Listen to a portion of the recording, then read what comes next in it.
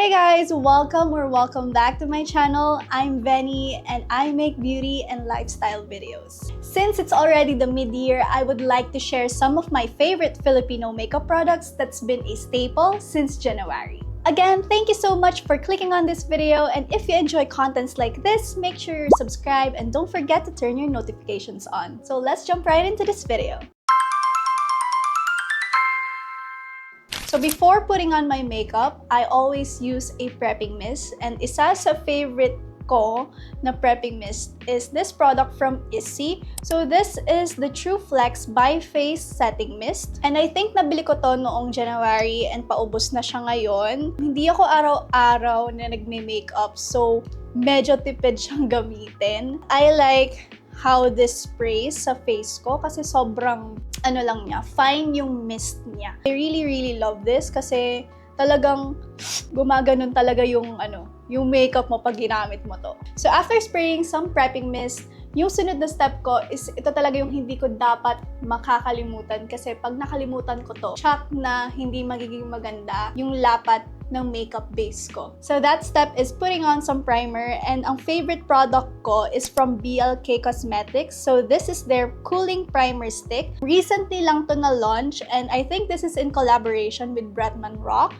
and I really like this primer stick kasi sobrang dali niya lang i-apply sa face mo and tiyak na pantay talaga yung pagkaka-apply mo sa face mo. What I love also about this product is that it has that cooling effect. Kaya talaga pag ginamit nyo to, tiyak na sobrang ganda ng makeup base nyo. Talagang higop na higop ang inyong makeup base pag ginamit nyo to. So habang isa-set pa yung primer ko, what I love to do is fix my brows first before putting on my makeup base. So right now, I have two favorite brow products, and one of it is from Vice Cosmetics. So this is their Brow Shaper on the Daily. Sobrang ganda ng product na to, guys, kasi ito lang yung brow fixer na hindi namumuti sa kilay ko or like yung namumuo sa kilay ko. Plus, this holds down my brows really good kahit pagpawisan pa ako. Like, sobrang ganda pa din ng kilay ko. Another brow product that I love is from Strokes. So this is their Microblade Pen Hybrid. This is like their new release ata. Hindi ko alam kung new release ba to or matagal na kasi may old version ako ng Microblade pen from them. Pero I think natapon ko na kasi ubos na siya. Like, tumagal siya sa akin ng 2 years kasi hindi talaga ako araw-araw nagme-makeup. So, sobrang tipid niyang gamitin. And I really love their Microblade pen.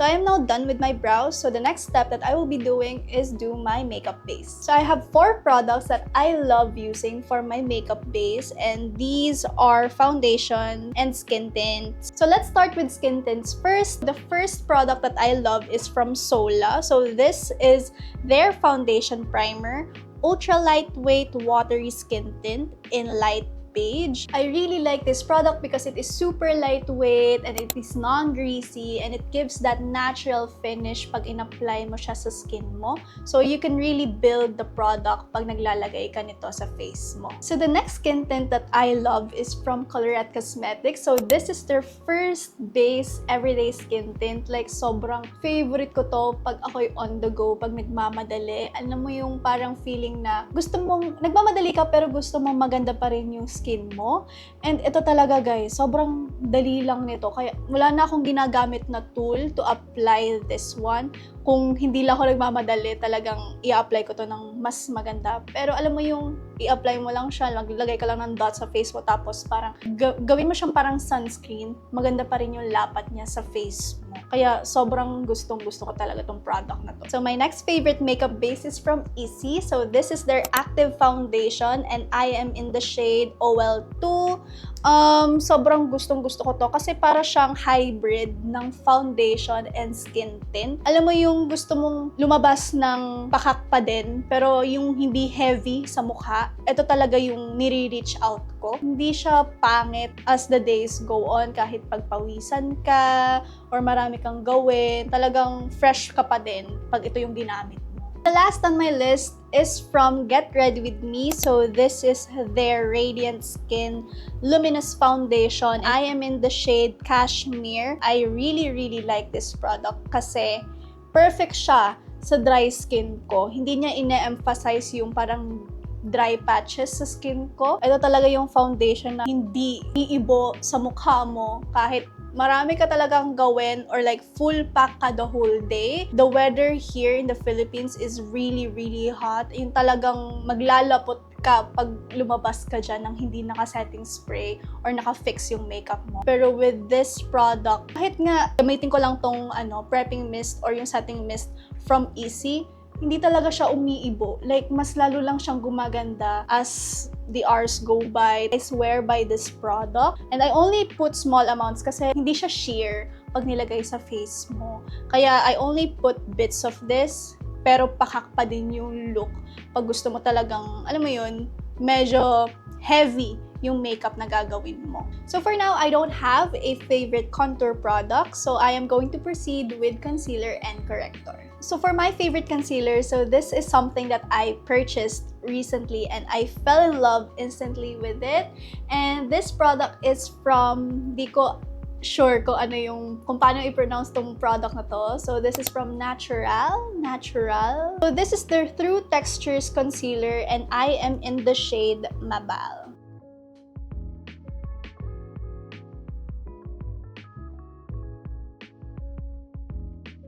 So I am done putting on my concealer and I would just like to share my favorite color corrector from Get Ready With Me. So this is in the shade Medium Peach. I really love using this product kasi kahit anong gamitin kong concealer, kasama tong product na to, hindi siya nag-crease sa under eyes ko, and kahit, alam mo yun, maglagay ako ng setting powder, hindi talaga siya nag-crease or yung nagki-cake sa under eyes ko. So I really love this product from Get Ready With Me. So I am now done with my makeup base and now I'm going to set it with this setting mist from Issey.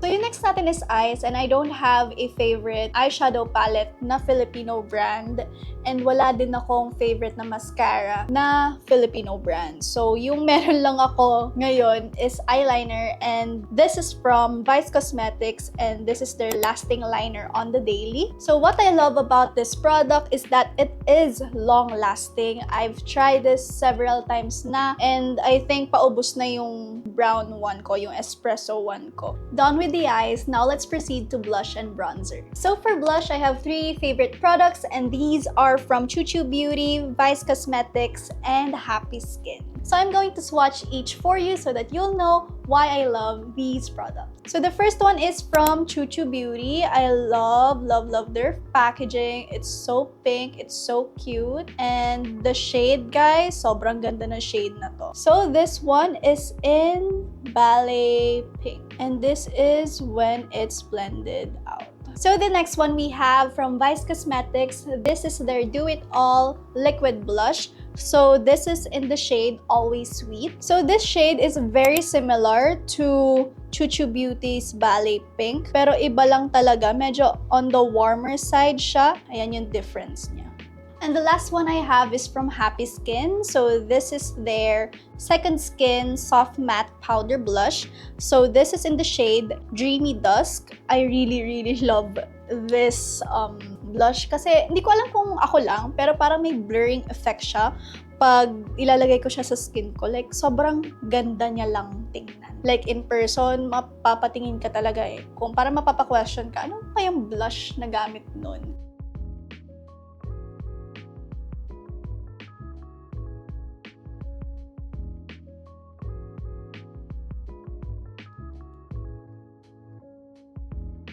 So I am now done with my blush. Now I am going to use a bronzer, and isa lang naman yung favorite kong bronzer, and it's from Happy Skin. This is their Second Skin Soft Matte Powder Bronzer in the shade Blissful Bronze. So tapos na ako mag-bronzer. Now we are going to move on to loose powder. And isa lang naman ang favorite kong powder kasi isa lang din naman ang meron ako. So this one is from Issey. So this is their Weightless Loose Powder Translucent finish. So this one, perfect siya sa normal to dry skin, and I do have a dry skin and this doesn't dry my skin out. Kaya gustong gusto ko to. And it doesn't cake pag naglalagay ako nito sa under eyes ko. Pag sinasat ko yung under eyes ko, itong part na to, like sobrang ganda niya lang talaga.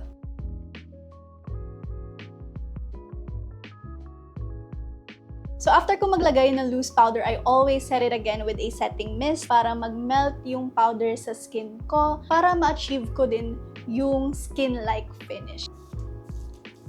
And now we are down to the last part of the video, which is lip products. So I am going to share some of my favorite lip products. So the first two lip products that I personally love is from Popeet. So I have their So Comfy Blur Lipstick in the shade Heat Wave.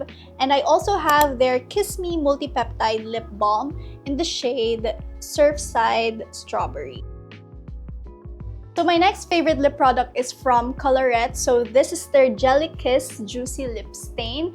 And I love the shade Melty and Cider.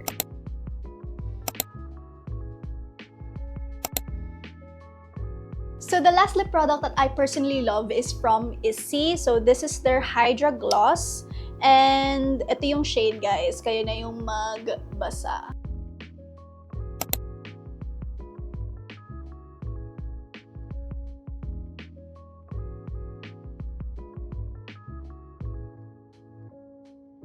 So that is it for today's video. I hope you guys liked it, and if you did, make sure to give this video a big thumbs up, and don't forget to comment down your thoughts about the products that I've shared, and also share some of your favorite makeup products that I could try possibly soon.